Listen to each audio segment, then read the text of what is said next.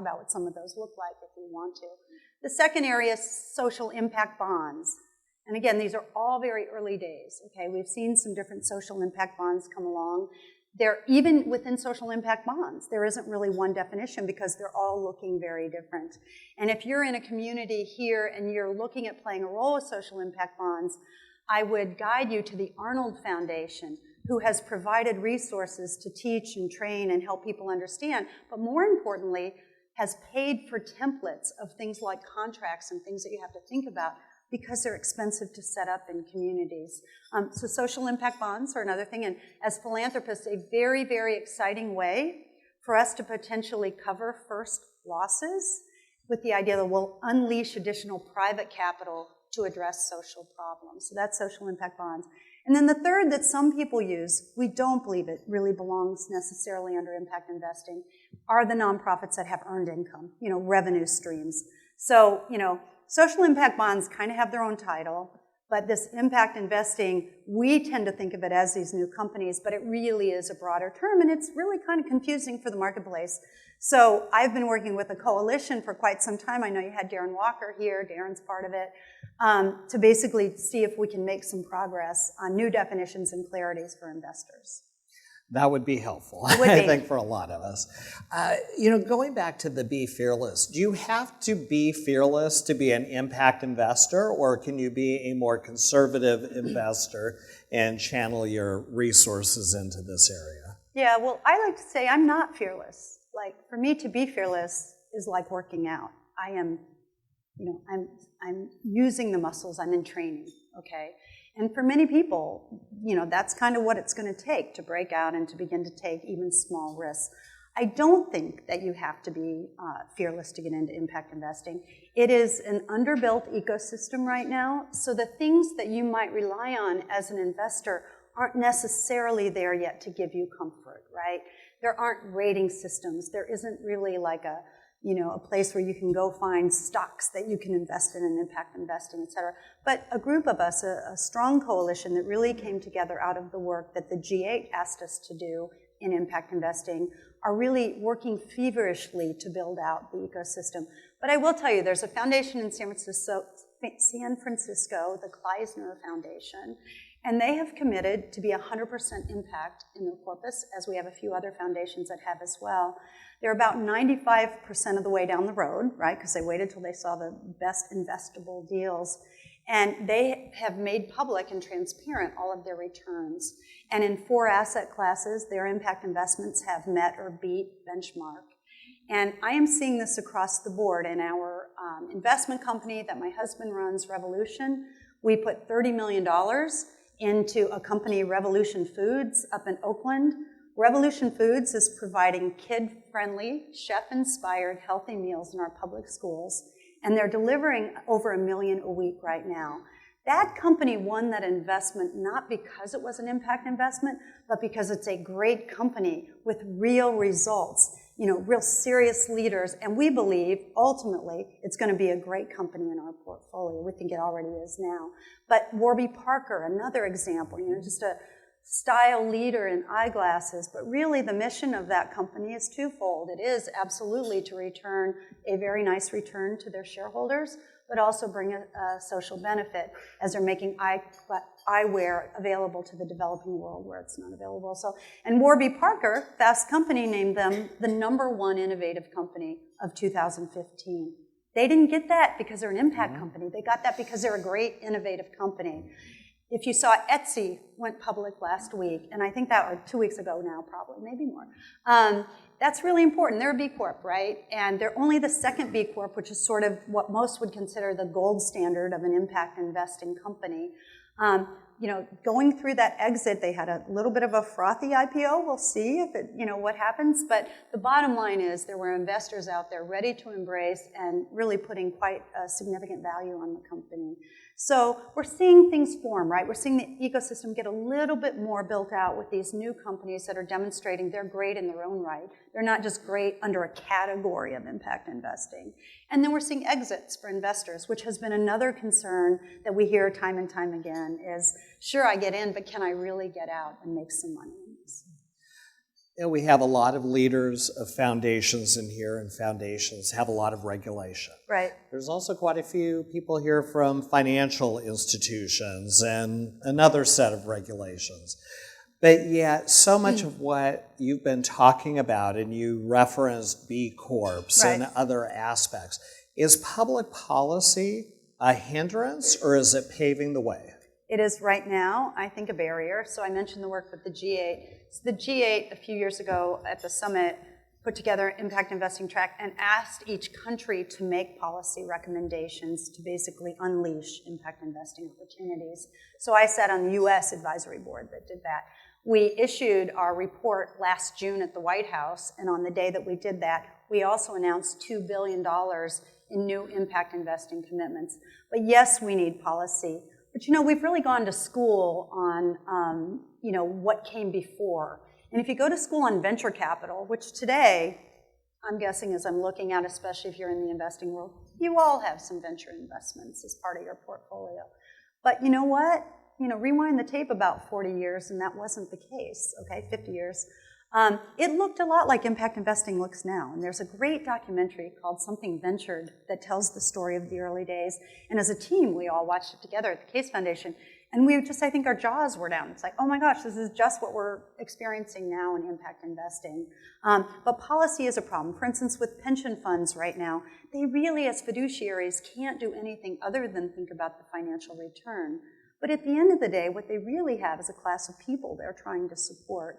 So ERISA is the federal legislation that sort of defines what pension funds can do. When ERISA said pension funds could invest in venture capital, a hockey stick, almost overnight. It was down here before ERISA, it was here after the ERISA change. So those kind of changes I think will come along that will be policy sort of friendly, but actually way beyond friendly into sort of catalysts to bring more investment to the table. Is there work that we can do collectively to help that? Is this an issue that our legislators need to be educated on? Yes, and we spend a lot of time actually, but there's such good news. Our experience with legislators is the same experience we've had in the more than 300 dialogues we've done on impact investing with both audiences like this, one-on-ones, small rooms, et cetera. And that is people come with a fair amount of fear, a fair amount of concern, and in some cases cynical. But as you sit and you work with them and you sort of explain some of the, what we're seeing out there in the field and what's real and what's not necessarily, we see them move. So John Delaney is a longtime dear friend, but he's also a member of Congress. And so because he's a friend, I talked to John and said, John, can we just come talk to you about impact investing? And he's like, yeah, I don't really know what that is. Well, he today is probably our biggest champion on Capitol Hill now. He has a bill before Congress around social impact bonds that's bipartisan, has over 50 members supporting it from both sides. So I think we are starting to see some movement. And what this room can do, of course, is any opportunity you have where you're talking to someone, whether it's local, state, national, to be asking them, are we really clearing the decks to allow this, what I call unleashing private capital to come into the business of addressing social problems? So when you think about it, what I've always said about impact investing is, I think when we're addressing social challenges, I imagine a crew team, because we live on the Potomac in DC, and a crew team rowing, rowing, rowing. But the problem is, as we're addressing social challenges, a lot of those seats have been empty. And particularly, we haven't invited the entrepreneurs into the business of solving social challenges. So it doesn't mean they're going to unseat philanthropy. It doesn't mean they're going to degrade the role of nonprofits. It means they're going to be additive. And of course, if you had a crew team and you had all the seats and they're all rowing in the same direction, you know you're going to go faster and farther than the boat next to you that's missing seats. And so at its simplest form, that's what impact investing is. I should say the other thing we often say is 3 conditions are necessary, and this is, what we try to point out where there is confusion around what are we really talking about here. We say a company must have intention, very clear intention about the social impact that they're in the business to drive. They must commit to measure the social impact. And thirdly, they have to be transparent with both of those so that their stakeholders know and they know this is the game we're in. Okay, and it's not really a game, but this is the business that we're in together. And I think when those 3 conditions are there, we generally would consider that an impact organization. Can you give an example of an organization you've invested in that do right? all So three of Revolution those check Foods, off? Revolution Foods is a great Right. example. Their stated impact is the number of healthy meals that they will deliver. Now you could say that's not impact because we don't really know when you have a kid eat a healthy meal, are there better outcomes? But in that, their stakeholders and their investors say, it's good enough for us if you have delivering the number of meals as what you're measuring, because we do believe there's enough science and data to tell us that that is a good thing for our young people. So Revolution Foods is probably great. I mentioned Warby Parker. Gosh, we work with B Labs, which are these sort of, as I said, gold standards, and we just announced something a few weeks ago, a new campaign they're running called Measure What Matters. And there are so many companies getting engaged in this space. Today there's about 1,500 B Corps, and you can go to the B Corp site and look at who they are and what they look like and what they're committed to do in the 3 ranks. But the really exciting thing is there's 15,000 companies that aren't B Corps that are using their tools, which really indicates to us, right, there's a much bigger desire and sort of passion around this space than we've seen. And so the Measure What Matters basically calls companies to use their tools, even if they don't want to be certified as a B Corp. And, you know, for some investors, that's good enough. You don't have to be a B Corp for me to consider you impact investing. In fact, my husband and I have very different definitions of what we consider impact, and, like, that's okay. Well, and that brings me to my next question, because you have the Case Foundation and you have Revolution. And I think the way you do your budgeting at your foundation is really revolutionary. I mean, you start zero base Correct. every year, and frankly, it's even beyond the foundation Yes. on how you work holistically. How do you make those financial decisions of what's going into the foundation, what's going to go into Revolution, and where are those blends? So we really start with where are we trying to go, right? What's the end game here that we're trying to achieve? And we just feel like if you start with what do we use philanthropy for, you're under-leveraged. And I must say to anyone sitting in this room, I know enough about you already to say you're a person of privilege and influence. And if you're just thinking as philanthropy is the way you're going to make a difference, you are under-leveraged.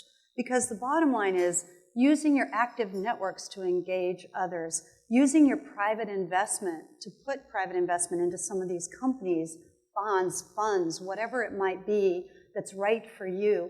And then, you know, if you have a business, how can your business play a role? And last, we talked about policy. But if you're not thinking about policy as part of what helps you get ahead, again, I think you're under-leveraged. So for us, we don't really start with what's the foundation going to do. It's what's the big idea. And then how do we use all the arrows in our quiver to basically get there? So in almost anything we've taken on, we have a private investment, we have a philanthropic investment, we've engaged the public sector in some way. So it's a cross-sector collaboration to try to get to a finish line.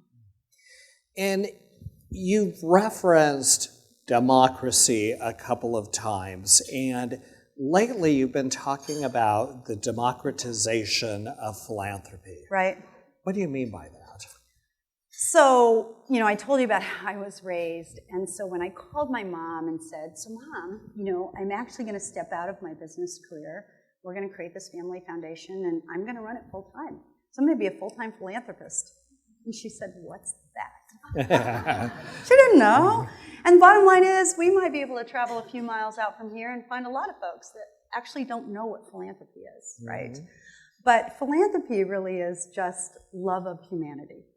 And so I think, you know, as we think about democratizing philanthropy, it really shouldn't be rich people, influential people writing big checks. Everyone can be a philanthropist because everyone can have a love of humanity.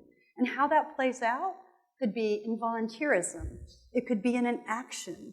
It could be in writing a check, small or large. But in this space, we really wanted to, as social media came onto the scene, we thought it was a terrific opportunity to really see if we could do some democratization and get sort of micro-donations playing a role. So we did a number of experiments, and we committed going in that we would publish all the findings. And that was important. And if you're thinking about sort of how you can be a change maker, I think committing yourselves to publishing your results before you enter something is really important, because trust me, when things start to go wrong, you go, oh, maybe we won't talk about that. So we had made a commitment that we would publish it. So we had invested in 3 online giving platforms, and it was a hybrid kind of different investments in each one. And we spent about $4 or $5 million on these giving platforms. Well, today we take them for granted, but they really didn't exist 15 years ago. To date, those giving platforms have yielded almost $2 billion of contributions in micro-donations. These are citizens across the land giving $10 to something that they care about, $20 to something that they care about.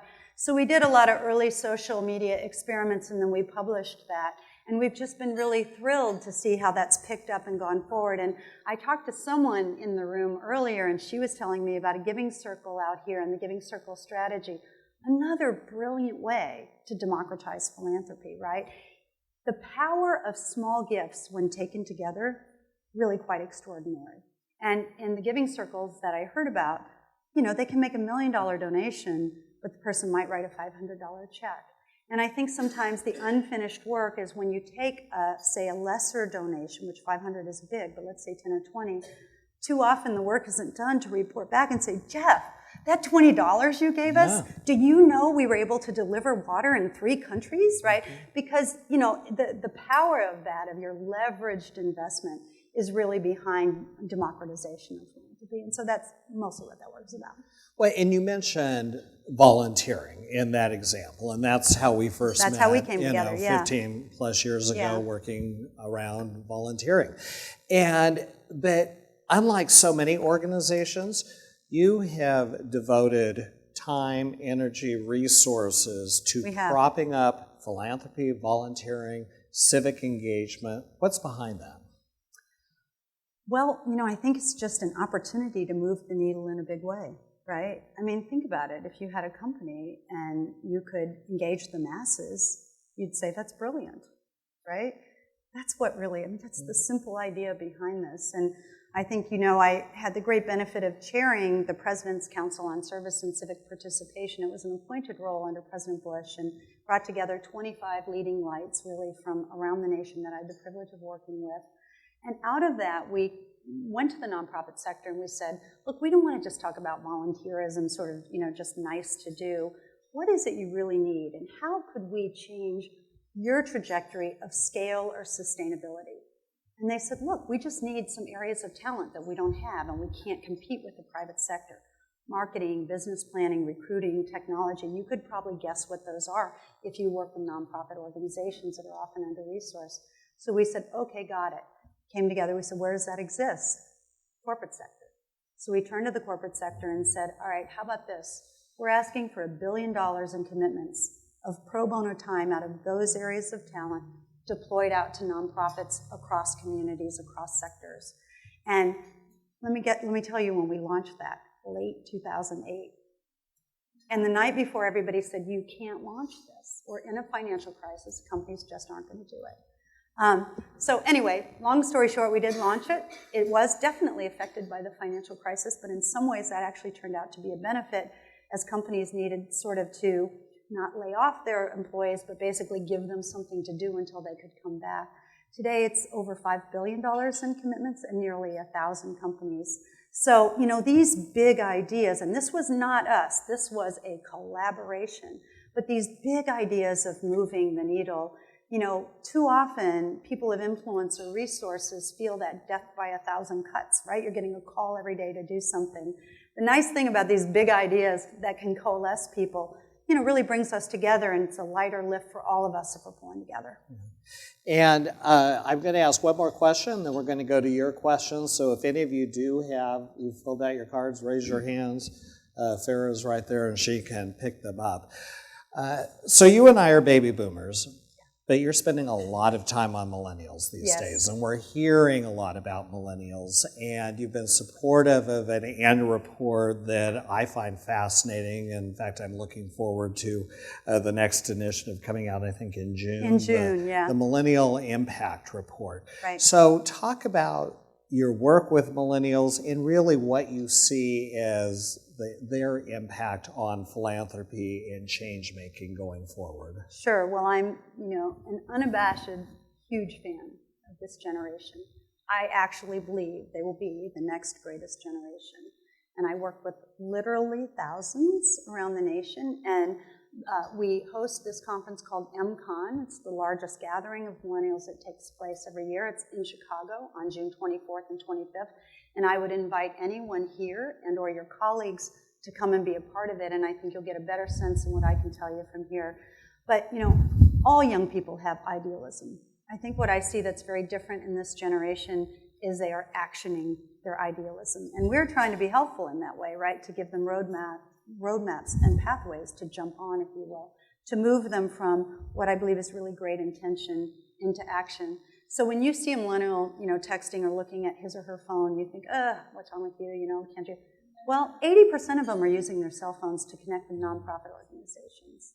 We put out data all the time that says, what you see from afar versus what's really happening with this generation is very different. They're getting deeply engaged in the work of changing the world. Many of them, and I was talking to the dean earlier, and we were comparing notes, many of them just aren't satisfied with the idea of just a job. They really do want to feel at the end of the day that they're playing a role in changing the world, and they're willing to do the hard work to do it. And so that's behind it, and the data behind it really, the report we do every year is to inform organizations across all sectors who want to understand the generation better, figure out how to work with them, figure out, what do they want so that our organizations can address their needs and opportunities as well. We just love that work. And the first question from the audience, I think, is the perfect follow-up to what you just said. Do you have any advice for nonprofits struggling with their budgets who might not have the extra resources necessary to connect to millennials through technology? What should those organizations do? Yeah, you have to find the resources to connect with those millennials through technology. It should be job one. If you're a brand, you know that people in the age range